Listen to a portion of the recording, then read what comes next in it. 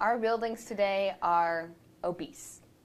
30% of the energy used in every commercial building is waste. It's unnecessary energy. So basically every building could afford to go on a diet and lose about 30% of its weight.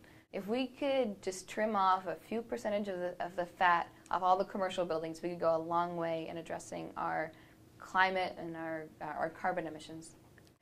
And the reason why there's all this wastage is because oftentimes people just don't have information about the fact that lights are being left on. You drive down the highway at night and you see all the commercial buildings, all the lights are on. Nobody has any idea. They're not paying attention to it.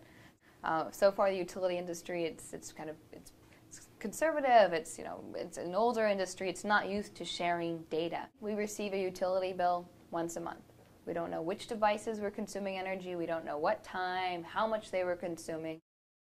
Just as humans have a social network, so too will these appliances and devices in the building have a network, which is what we're working on exactly. Bringing all of the systems in your building onto the same network online, like our toasters, our refrigerators, our ovens.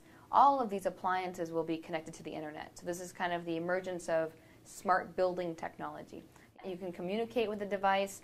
The person can talk to it, but also the devices can begin to talk to each other. And I think at some point it's possible that when there's a price of electricity from the utility, which changes dynamic pricing throughout the day, so it'll change every minute perhaps, then maybe the toaster will say, hey, well, it's an expensive time of day, I'll turn off, or maybe the appliances start to negotiate with each other. That's pretty futuristic.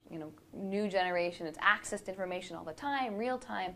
And so I was just with a bunch of students yesterday, and they were presenting to their school board, and they were saying how they wanted to have real-time energy information because they could use an iPhone and walk into any one of their campus buildings and see how much energy that building was consuming.